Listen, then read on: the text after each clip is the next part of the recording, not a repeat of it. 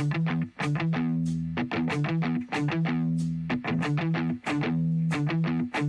are listening to Become a Guitarist Today podcast with Adam Roach.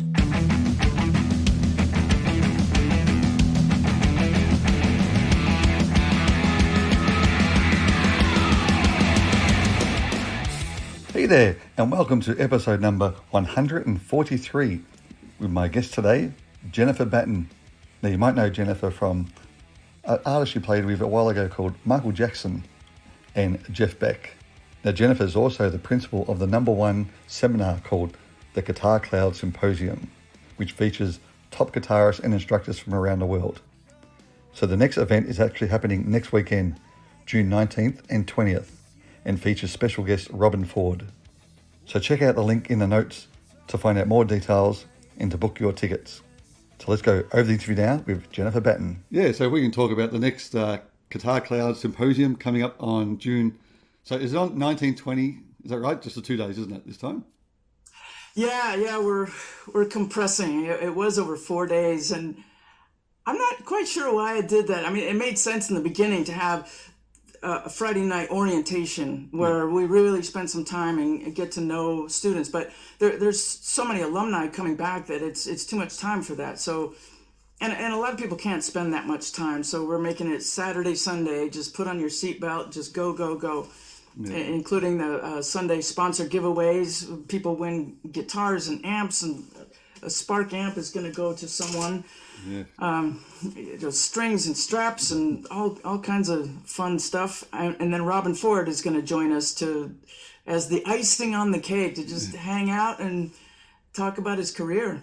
Yeah. It's so fun for me because I've been so lucky. So far I got Steve Lukather, Steve Vai, Andy Timmons, Scott Henderson, Dweezil Zappa, and now Robben Ford. And I have a laundry list of people I would love to get in. Yeah. So the only one that's turned me down so far is Adrian Ballou because he says he hates Zoom. Oh, really? So, well. Yeah, fair enough.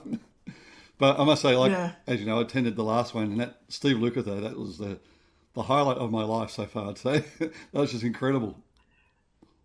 I knew he would be exactly like he was. Yeah. And there were some things I learned that I didn't know, like the end of Rosanna, what came about from that. It was like, it's a song I'm playing with my cover band, so it was really exciting to hear the history by the guy that wrote it and played it, Exactly. So you never know. And Dweezil Zappa was another one where, God, we learned so much from him, and I think so much more than you would hear from an interview. Just the intimate setting of having students, I think helps people relax because this is not going out to the public and it'll never go out to the public. So it's a kind of different environment. In fact, with Steve Lukather, I'd have to do a whole lot of editing to make it. I was going to say that. For public. Yeah, there's some funny stories in there. I sent notes to two people's mothers, young girls. I go, you probably don't want them to see this. He was great. Yeah, just down to earth, and his stories he'd hold. It wasn't holding back. He was just going for it, and you could tell he just really meant everything he was saying. Oh, he's got decades of stories. Are you kidding? I mean, circling the globe for 30, 40 years. Yeah. And I have so much respect for him because he's one of those guys that there's not many people that could do what he's done. Yeah. In that you throw him in the studio, high pressure situations, come up with parts. Well, I don't like that one. Come up with another one. Or read. He told one story about reading a chart that was just frightening, just fly shit, notes everywhere, and it was in the key of D flat, and it was one of the first times he played with an orchestra, and it was. I want to say Lee Ritenour, I think, was on the session. Oh, yeah. And he saw that Steve was sweating, and he could have let him just die on the vine. But at the last minute, he switched parts because Lee's part was super easy to read, and it saved him. Wow. So he's forever in gratitude. Yeah. And it's at moments like that Tommy Tedesco brought us in the sessions with him to see what it was like when we were students at Musicians Institute. And man, from that one session, I go, I have no interest in this. Yeah. I mean, the pressure is insane. I want to play guitar. I want to be creative. I want to, grow and grow. But no thanks on that. Plus, I wasn't that great of a reader. Yeah. So how about now? Do you do much reading now compared to before? I don't. No.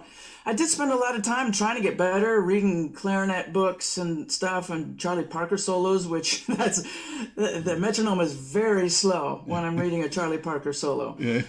But honestly, there's not much call for it in my career. At the most, I'll get. Well, actually, I got a session coming up in the next couple of days that I do have to read, but it's not on the spot. Okay. I can take my time and learn it 4 bars at a time if I need to. I also worked for Cirque du Soleil, and they sent me charts when I was on the road and said, play these. They just want to know you got the basics down. And, you know, when you're not there live in the flesh, you can go, let's see, on the 4th fret is this note. Yeah. So, yeah, I haven't been caught out too much having to read live. Yeah.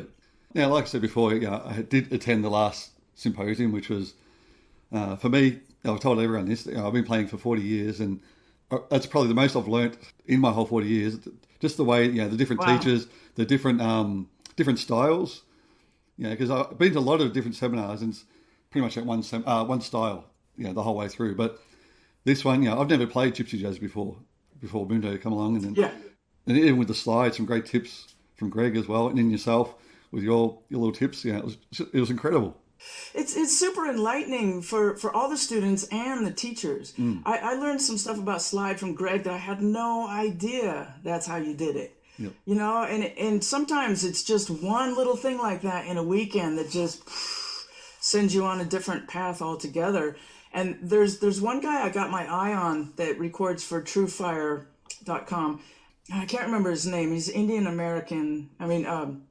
East Asian Indian as opposed to American Indian. Okay. And his thing is basically transferring the sound of sitar to guitar. So you take some of those techniques so it sounds more Eastern. And I just love that, because it's so different and just adds a whole different spice to what you're able to do. So that's part of my long laundry list. Yeah. and I say that, let's see, Vicky has done some stuff on hybrid picking, and Vicky Genfan, who will be with us in 1920. And so did Angela Petrelli and maybe somebody else. But everybody has such a different approach with the same techniques.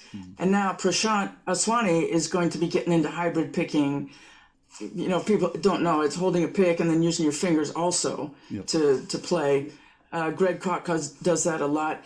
And Prashant's also going to get into improvisation and specifically focusing on question and answer phrasing. Okay. And, a lot of people wonder when they first get into improv, especially, how some people sound like they're telling a story, how there's tension and release as opposed to random notes when they're just learning their scales and arpeggios and stuff. And there are a few secrets to be unveiled. And I remember having that very same thought when I was listening to Blow by Blow, which I probably listened to Jeff Beck's biggest selling record at least 1,000 times, over and over and over and over. And it just, in the beginning, it just mystified me how it sounded so good. One is the tone, of course, and the note choices, but the phrasing, the breathing, which is something guitar players need to learn, because when you're playing a horn, unless you do circular breathing, you have to breathe. So your phrases are forced into taking a breath and making sense, where, some of the shredder guitar players can go all night with a wheedly, wheedly, wheedly and never stop. And it's just, it's just overload at some point. Now, Jude Gold, so can you tell us a bit about him and what he'll be doing with the weekend? Yeah, Jude, he's had a great career, and he's played with a bazillion bands. He's currently the guitar player in Jefferson Starship, one of the band members. The first time he joined us was in January when we did a thing on Guitar Heroes. And he used to be in a Van Halen tribute band. So I go, you're it. Yeah. Do a course on Eddie Van Halen. And he did a great job. And it was eye-opening. He showed some of the picking techniques that make so much sense. I mean, you see him break it down, and you hear Eddie, and you go, oh, well, of course he had to pick like that. That's the only way to get that sound. And he's just super knowledgeable and a super nice guy, too. And he has a great podcast for Guitar Player magazine called No Guitar is Safe. Okay. And he does a great job, man. I mean, he does a lot of research. He spends a lot of effort in editing to make them sound really great. It's not just talk and go, you know. Yeah. So, and he's one of the editors of Guitar Player magazine. All right. So super knowledgeable, and I tell people I want them to teach things that they're passionate about. Yeah. And he kind of threw me a curve. One of the things I knew he was going to teach, he's got a very specific, very original tap style thing that he does, very percussive with the right hand, with electric guitar and gain happening. And then he's doing another module on the magic of capos, which I go, huh? I think of an electric player that's playing Van Halen solos, and capos don't go together. Yeah. But it's going to be really enlightening. He says, tons of pros use it, and not just because they want to change keys and do open string or open chord kind of sounds in different keys. So that's all I can say about that, because I don't know what he's presenting aside from that. Yeah. One of our 15 sponsors is G7th Capos. Yeah. And I must say they have some gorgeous capos. They're sending some my way. In one of the first giveaways, they had capos that said Guitar Cloud Symposium on them, which I thought was going over the top. But they're really bending over backwards to accommodate people. And they do have capos that are 5-string, so you can have that open string, 6-string. Yeah. And another one that's, I think, 3 strings. Okay. Which would, makes a very interesting tuning when you strum across. Yeah. So I haven't done that in such a long time, but when I was a teenager, I used to experiment with open tunings. And it's so much fun because you're forced to use your ear because you don't know what notes you're playing. It's the scale forms that you're used to, out the window. They don't work anymore. Yeah. So I think that's great ear training for writing, for one thing. Oh yeah, it's amazing. So I'm looking forward to that. All of these things, we're going to have a 1-year anniversary in August, and it keeps morphing with different players, and different players will come in and teach different offerings. Yeah. We were kind of forced to keep moving and moving and moving because we got so many alumni come back. Yeah. It's like I can't teach the same thing I taught last month. I got to reboot and get something new happening. And in fact, I have taught the Transcribe app several times, but this time I want to get people hands-on. Right. So everybody downloads the trial at least, and 5 people will win it because they're one of our sponsors as well. And every time they give away 5 free codes. So I want to get people hands-on, because it's one thing to have somebody show you an app, but how much are you going to remember of a half hour of information unless you're really digging in and going to the file menu yourself and discover like karaoke mode, and here's how you can instantly drop the bass EQ. So that's the next level for me. And I'm getting deeper into brain science. Several times I've taught things, tips on the most efficient way to learn music. And it's just a continual study for me, because there's so much information out there now about brain science and what we know, and it has completely changed the way that I learn music. So it's much more efficient and sticks better. So I'm imparting that to people. Yeah. And I think that's the other thing too, like with all your guitar symposiums around, like people do get the PDFs and all the everything that's going along as well, don't they? Yeah, there's loads of material.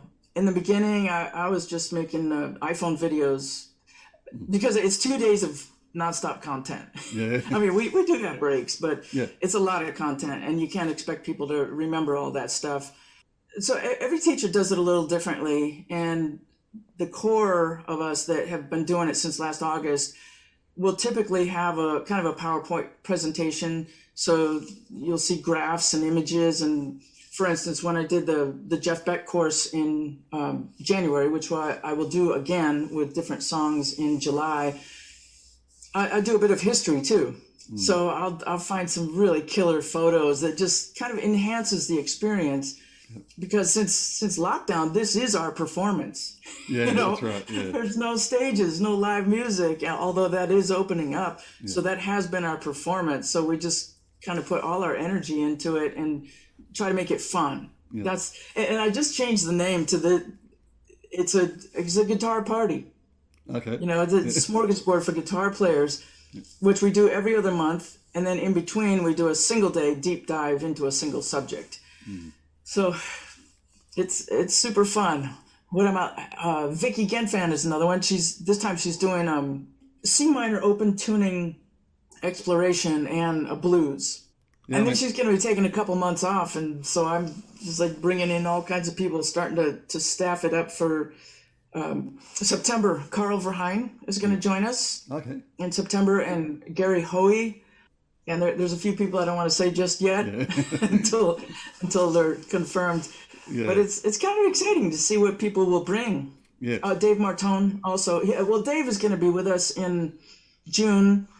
Let's see. He's going to be doing Secrets to Improvising Like a Master. Oh, yeah. So that's, he's a monster player. And he's going to be doing, in July, he's going to be doing a module on Joe Satriani.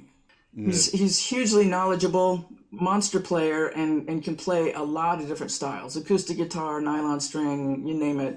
He gigs all the time. I mean, before lockdown, I would see his gigs. I mean, I would be worn out gigging 4 days a week. He gigs pretty much 7 and multiple gigs a day. Yeah. It's just like he's a workhorse. But as you were saying before, like Vicky, she was another one from the last one I learned a lot from, just with that tapping the harmonics and through the chords or whatever else. That was great.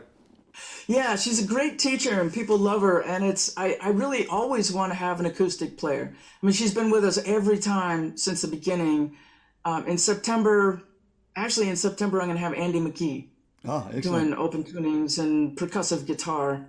Wow, that'd be I forgot to mention, I'm all over the map here. That's all right. In June, everybody can go to guitarcloudsymposium.com and download the schedules of the upcoming June 1920, July 17, and August. Vicky is going to be the host of a singer-songwriter deep dive day, which actually this is the first time we're going to have a different format because it's going to leak over into Sunday, where students get to perform for the teachers, or play audio to get feedback of their songwriting. That's great.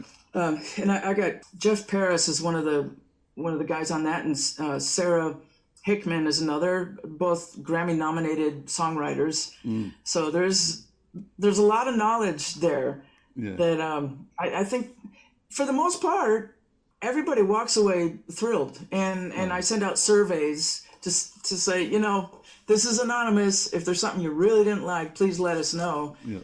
And almost always people go, this was the best thing ever. So we're doing something right. Yeah, exactly. Are you still thinking about doing maybe the Michael Jackson thing? Yeah, that just came to me a week ago. I mean, it's like one of the most obvious things, but and it's super manageable because it would be just me for maybe a half a day. I haven't worked it out quite yet, but all Michael Jackson all day. Show you the tips to the parts that I played live. Show you some songs, and there'll be plenty of time for stories and anecdotes and what people could expect on a ginormous tour like that. Oh yeah, that'd be great. Hopefully we'll get some new faces from that. Yeah, I think that'd be really good. I think a lot of people will love that. Yeah, you know what? When I got on Instagram, it seems like I would say 80% of the people are coming from Michael Jackson. They're Michael Jackson fans as opposed to just guitar players. So I think I'll try to tap both. Yeah. Buy yourself a guitar and join me. Learn these songs. That's it. Now, so the other people you did mention before with Prashant Aswani, is that how you say his name? Yeah. Yeah. Yes. So what else has he done? Because I don't know a lot about him. He's a record producer and a player. You know what? I copy and paste bios and I couldn't tell you. I mean, he has played with a lot of people. He's played at some prestigious venues.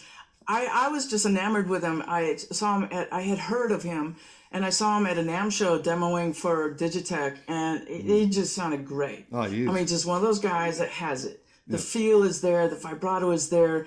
And there's a video of him that I posted a few days ago where he was doing this thing that's almost almost East Indian, where he'll land on a note and go back and forth really fast. Yeah.